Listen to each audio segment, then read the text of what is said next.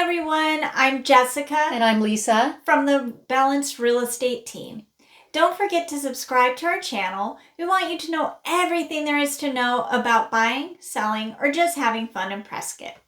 Today, let's talk about how we can save you $1,200 even before you purchase your home.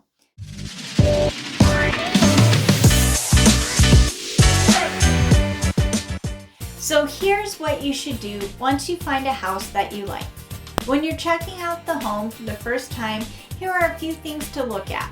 The big thing we see is a lot of roof issues. There are many different reasons why we see issues with a roof, but the one we find most common is the seller moved into the house when it was fairly new.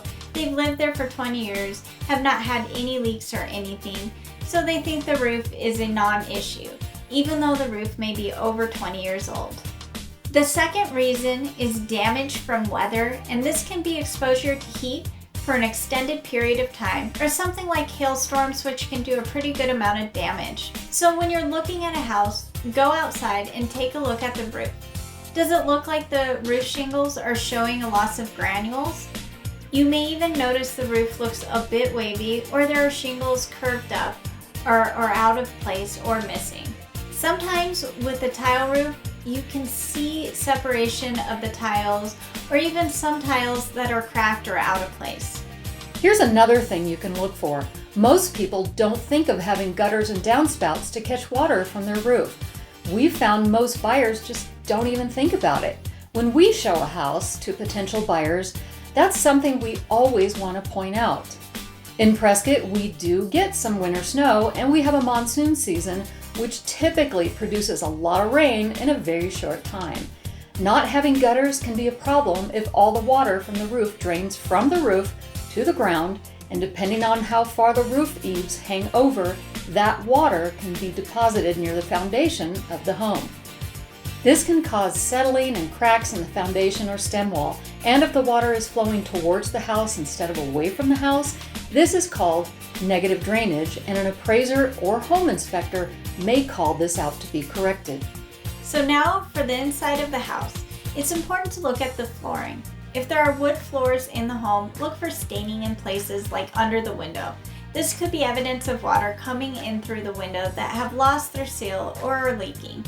Or if there are other stains on the floor or the carpet, check the ceiling for water stains, or even maybe signs of a poorly done patch and paint job. Missing flooring can also be a problem.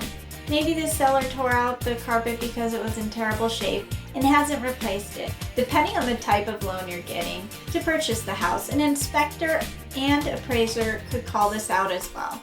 If possible, look under the kitchen sink and bathroom sink, but keep in mind most people store items under their sink, so be mindful of putting everything back in its place.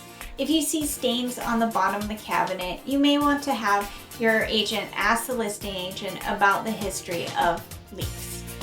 Another thing to look for, fill the sinks full of water and see how fast they drain. Slow draining may indicate a clog somewhere in the line. Railings should be on all staircases. If railings are loose, this can be an issue. If railings are not present, this is considered a safety issue and will be called out.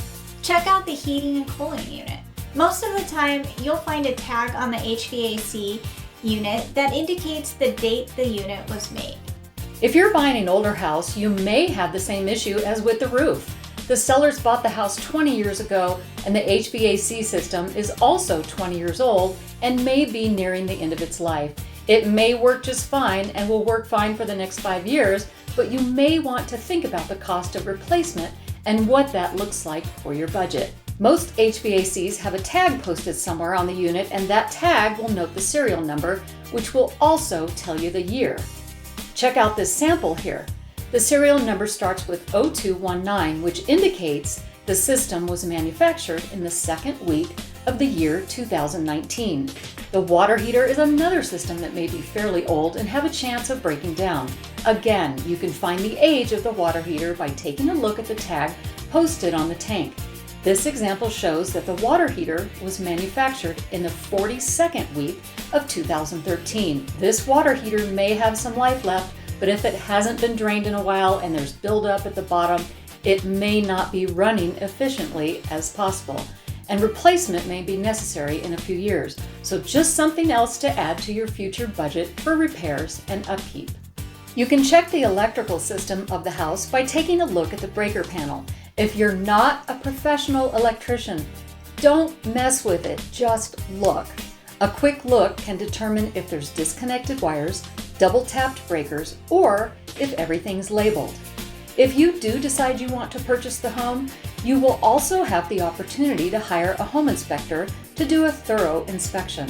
A home inspector will do a general inspection on the home and then recommend specialty inspectors if he thinks that there's something like the roof or the electrical system that needs to be investigated further by an expert. We hope this video helps you save money when buying a home. If you're thinking about moving to the Prescott area or planning a trip to visit to see if it's right for you, we can help you get to know the place we call home. Start looking for your Prescott area home by visiting PrescottRealEstateAndLiving.com. If you already live in a Prescott area and are thinking about moving out of the area, we can help you get to where you want to go. For a quick home evaluation, click on the My Home Value at the top of our website page. Don't forget to subscribe to our channel and help others find this information. We post home tours, neighborhood tours, buyer and seller tips and tricks, real estate stats, the best things to do in Prescott, and much more.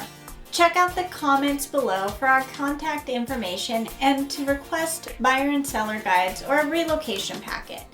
Thanks for watching, and we hope to see you again soon. Bye.